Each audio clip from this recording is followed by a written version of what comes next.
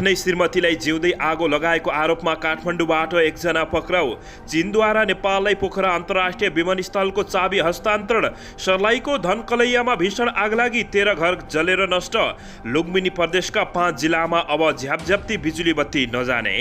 चीनिया मन्त्री एमसीसी बारे बोलेनन्, आश्वस्त पार्ने नेपालको प्रयास। सांसद शाहमाथि भएको आक्रमणबारे छानबिन हुने गृहमन्त्री बालकृष्ण खाँडको प्रतिबद्धता।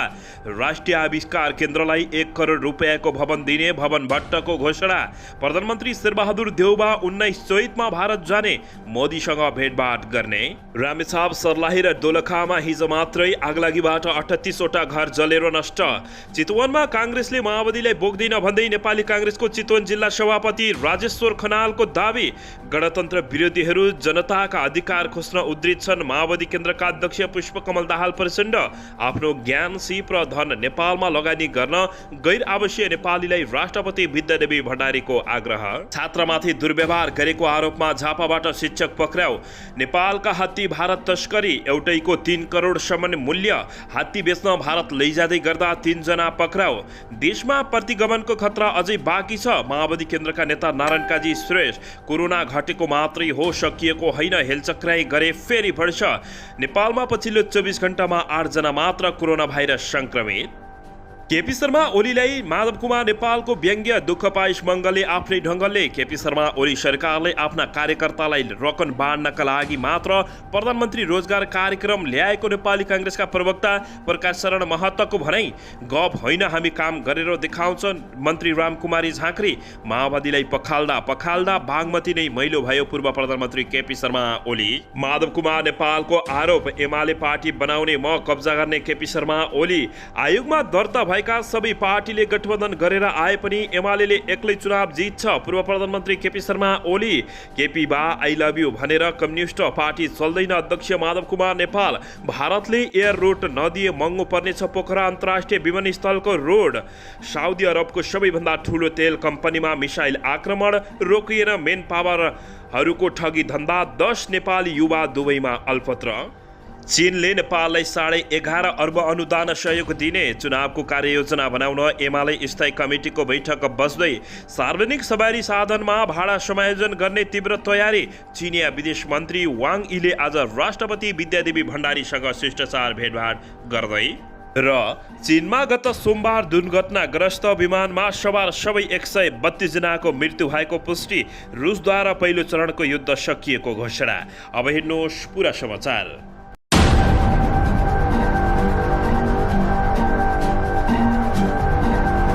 दर्शक महानुभावहरू नमस्कार। नेपाली न्युज टिभीको न्युज बुलेटिन खबरमा यहाँहरूलाई हार्दिक स्वागत छ। सदा चाहिँ आज पनि तपाईँहरू माझ देश तथा विदेशका महत्त्वपूर्ण समाचार अपडेटका साथ उपस्थित भइसकेका छौँ।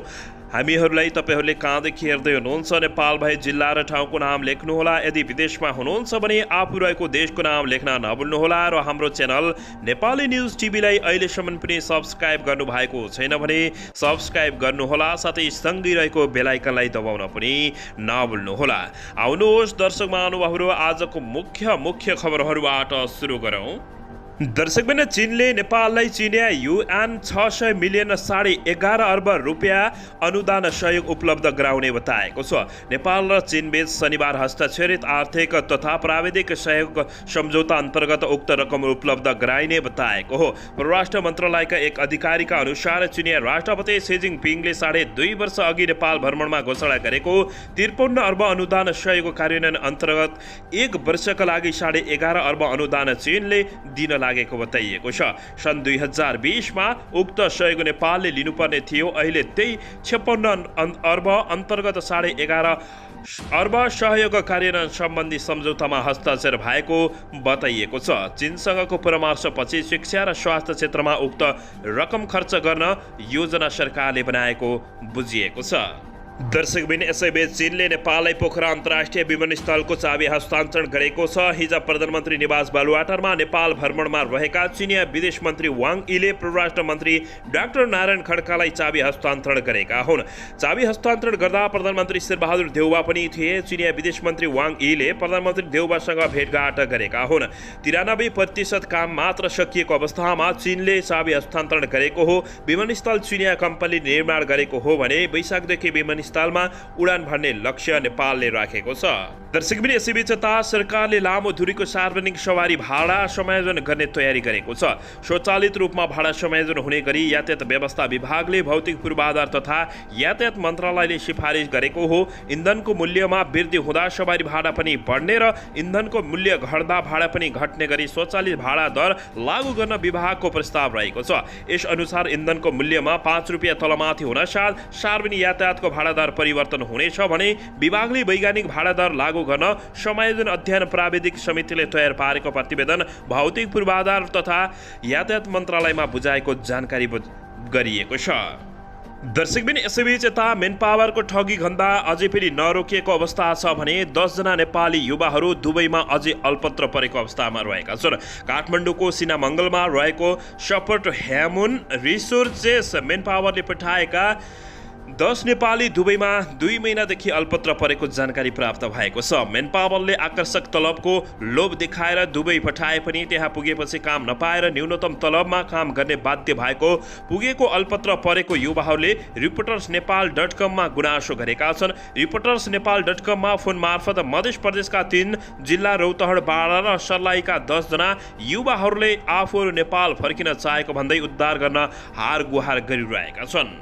दर्शकबिन यसैबीच यता रामेछाप, सर्लाही र दोलखामा भएको आगलागीमा 38 वटा घर गोठ जलेर नष्ट भएका छन्। हिजो दिउँसो रामेछाप नगरपालिका 7 सुजाका जोमा आगलागी हुँदा 22 घर गोठ जलेका हुन् भने रामेछापमा विद्युत सर्ट भई आगलागी हुँदा एकै गाउँका 11 वटा घर र 11 वटा गोठ गरी 22 वटा घर गोठ जलेर नष्ट भएका छन्। हिजो दिउँसो स्थानीय विनोद श्रेष्ठको घरमा विद्युत सर्ट भए आगलागी सुरु भएको थियो। श्रेष्ठको घरमा लागेको आगो हावाहुरीका कारण नजिकका छिमेकी चिरञ्जीवी श्रेष्ठ लगायतका धेरै मानिसहरूको घर गोठमा आगो लागिरहेको छ। यति बेला रामेछाप, सर्लाही र दोलखामा आगलागी हुँदा 38 वटा घर गोठ जलेर नष्ट भएका छन्। दर्शकबिन यसैबीच यता प्रधानमन्त्री शेरबहादुर देउवाले चैत 19 गते भारतीय समकक्षी नरेन्द्र मोदीसँग भेटघाट गर्ने भएका छन्।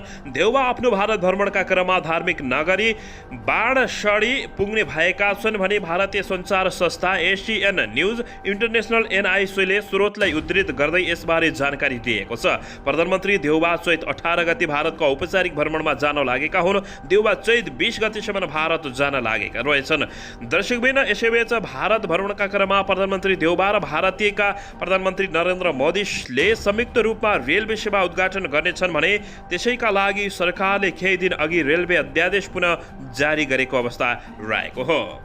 दर्शकबिन यसैबीच यता दक्षिणी चीनको ग्वाङ्सी जुआङ स्वायत्त क्षेत्रमा सोमबार दुर्घटनाग्रस्त भएको चाइना इस्टर्न एयरलाइन्सको विमानस्थलमा सवार सबै 132 जनाको मृत्यु भएको शनिबार पुष्टि भएको छ।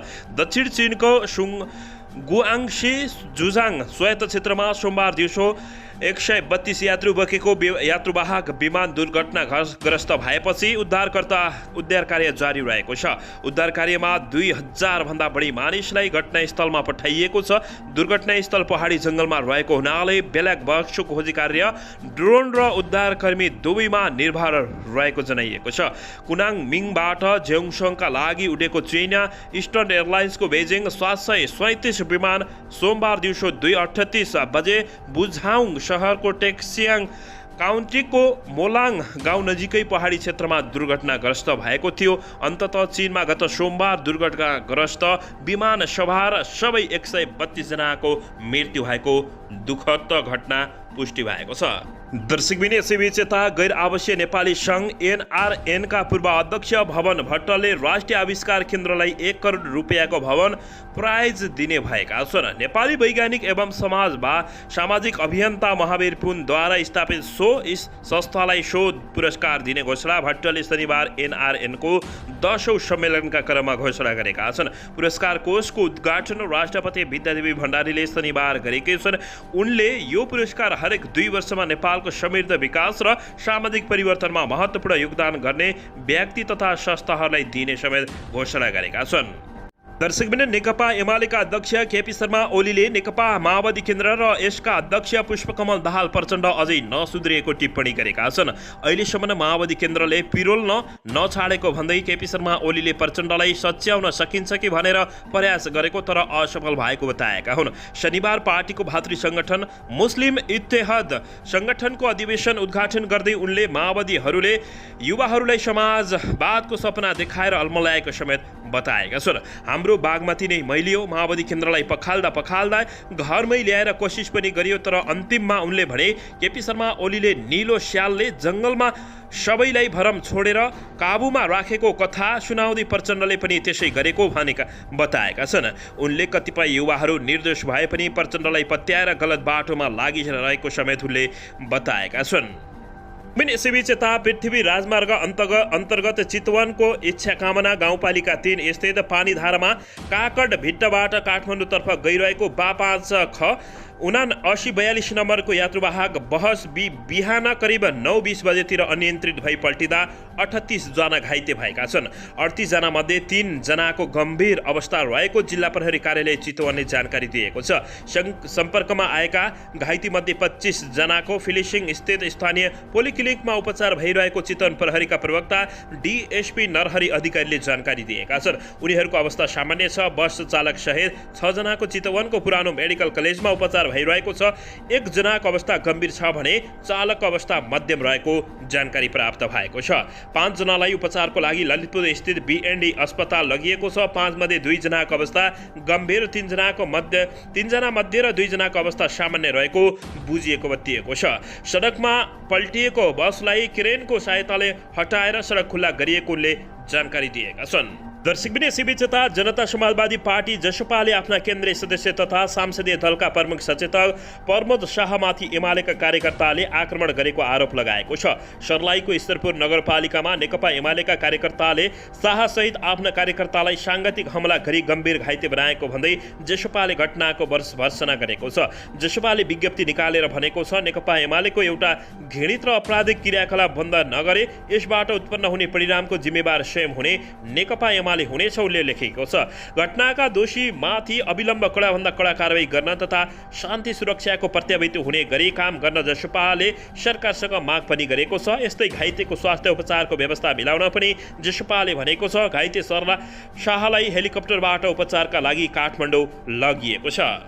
दर्शकबिन यसैबीच यता नेपाली राष्ट्रिय क्रिकेट टोलीका कप्तान सन्दीप लामिछाने एक दिवसीय क्रिकेटमा 50 विकेट लिने पहिलो नेपाली बलर बनेका छन्। साथै उनी सर्वाधिक छिटो 50 विकेट लिने विश्वकै दोस्रो बलर बनेका हुन्। सन्दीपले पपुवा न्युगिनिया पीएनजीसँगको दोस्रो एक दिवसीयमा 13औं ओभरको पहिलो बलमा चार्ल्स आमिनलाई 35 रनमा एलबीडब्ल्यू आउट गरेका हुन्। सन्दीपले 22 खेलमा 50 विकेट पुरा गरेका छन्। एक दिवसीयमा सर्वाधिक छिटो 50 विकेट लिने कीर्तिमानी श्रीलङ्काका पूर्व स्पिनर अजान्था मेडिसको नाम छ। उनले 19 खेलमा 50 विकेट लिएका हुन् भने सर्वाधिक छिटो 50 विकेट लिनेमा सन्दीप लामिछाने विश्वकै दोस्रो बलरमा परेको जानकारी प्राप्त भएको छ। दर्शकबिन यसैबीच यता यातायात व्यवस्था विभागले जेठसम्म फारम भरिसकेका सेवाग्राहीसँग परीक्षा लिइसकेपछि फारम भरेको 15 दिनभित्रै परीक्षा दिन पाउने व्यवस्था मिलाउने र शुल्क लिएर घर घरमै लाइसेन्स डेलिभरी गर्ने तयारीका साथ काम भइरहेको जानकारी दिएका छन्। 11 चैत काठमाडौँमा यातायात व्यवस्था विभागले जेठबाट स्मार्ट सवारी लाइसेन्सको नियमित र सहज वितरण सुरु हुने बताएका छन्। 1 वर्षको प्रगति विवरण सार्वजनिक गर्दै विगतका महानिर्देशक नमराज घिमिरेले सन् 2021 को करिब 2,08,000 र सन् 2022 लागे यता करिब 1 लाख लाइसेन्स छपाईको काम बाँकी रहेको बताएका छन्। स्मार्ट लाइसेन्स छपाईको काम पासपोर्टको जसै गरी निजी क्षेत्रलाई दिन सकिन्छ भनेर विभागले भौतिक पूर्वाधार तथा यातायात मन्त्रालयमा प्रस्ताव पठाएका छौँ। घिमिरेले भने निजी क्षेत्रलाई नदिने भए विभागमा प्रिन्टिङ मेसिन पूर्वाधार र जनशक्ति थप गरेर व्यवस्थापन गर्नुपर्ने भनेका छन् उनले बताएका छन्। दर्शकबिन यसैबीच अब जेठदेखि आवेदन दिएको 15 दिनमै परीक्षा हुने, घर घरमै लाइसेन्स पुर्याउने यातायात विभागले जानकारी दिएको छ। दर्शकबिन यसैबीच यता नेकपा एमालेका अध्यक्ष केपी शर्मा ओलीले आफ्ना पाखुरा देखेर हालका प्रधानमन्त्री शेरबहादुर देउवा डराएको बताएका